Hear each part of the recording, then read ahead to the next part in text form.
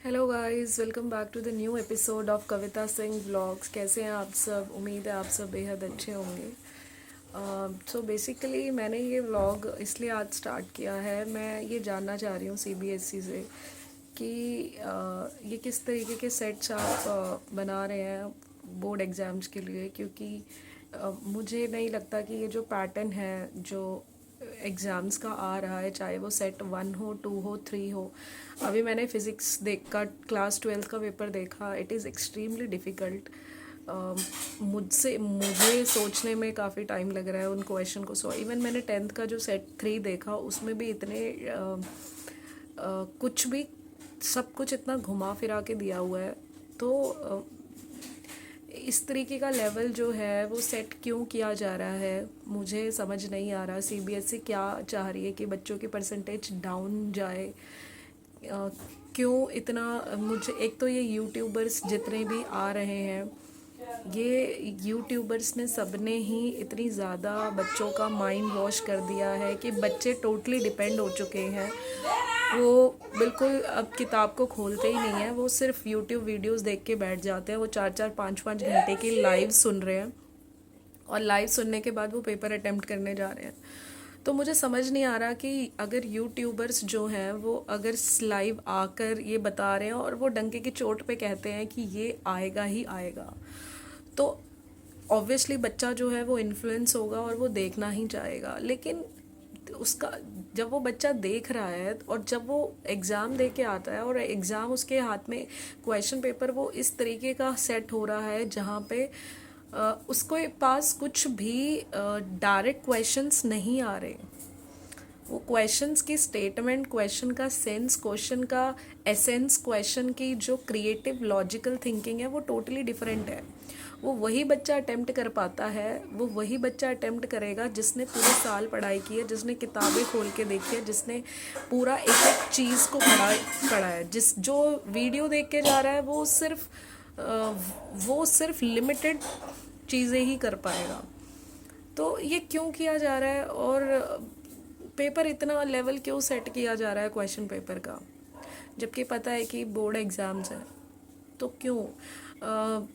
Set 1 उठा के देख लो, चाहे 12th का सेट 2 देख लो, चाहे सेट 3, तो मतलब हार्डेस्ट सेट है। तो 1 और 2 भी कोई इजी नहीं है, वो भी वैसे ही हैं। मतलब गूगल पे भी उनके आंसर्स नहीं मिल रहे हैं। इवन 10th के साइंस का पेपर भी मैंने देखा कि इतना मतलब एमसीक्यू इतने इतने ज़्यादा क्रिएटिव, इतने ज़्यादा सोचने पड़ रहे हैं एमसीक्यू, जहाँ पे बिल्कुल एक वस्कुलर बंडल पे क्वेश्चन आ गया है। जहाँ पे कहीं पे भी पूरी बुक में अगर आप एनसीईआरटी की बुक उठा लो तो ये 9th का टॉपिक है वस्कुलर बंडल, ठीक है? तो डायरेक्ट बहुत बहुत सारे बच्चों को नहीं पता है वस्कुलर बंडल जाइलम फ्लोएम को ही कहते हैं। लेकिन यहाँ 10th में वस्कुलर बंडल अगर आप एनसीईआरटी उठा के देखते हो तो वहाँ पे है कि जाइलम और फ्लोएम कैसे ट्रांसपोर्ट करते हैं। अगर क्वेश्चन ये आता तो हर बच्चा कर लेता, लेकिन क्वेश्चन क्या आ गया कि एक्सप्लेन वस्कुलर बंडल फंक्शन। तो ये क्यों किया जा रहा है? क्या 10th वालों को 9th वाली चीज़ें भी याद रख के पेपर देना पड़ेगा क्या अब? भाई इतना बच्चा नहीं सोच सकता, इतना जो है उसका कैलिबर नहीं है। अगर मैं एक एवरेज बच्चे की बात करूं तो इतना डिफ़िकल्ट मोड क्यों अपनाया जा रहा है CBSE? So my question is directly from you कि आप लोग इतना डिफ़िकल्ट लेवल क्यों सेट कर रहे हो? अब बच्चे 12th के बच्चे तो स्ट्रेट अवे ये कह रहे हैं कि बस पास हो जाए। तो पूरे साल अगर एक बच्चा पूरी मेहनत लगाता है, पूरा अगर उसके मुंह से इस तरीके की स्टेटमेंट आती है कि सिर्फ हम पास हो जाएं, तो ये कहाँ का जस्टिस है? आगे आने वाले पेपर में मैं सिर्फ बच्चों को यही अवेयर करूँगी कि please go through each and every chapter, don't believe in these YouTubers. अगर आपको इन यूट्यूबर्स पे बिलीव करना है तो आप पहले चैप्टर्स को गो थ्रू करो।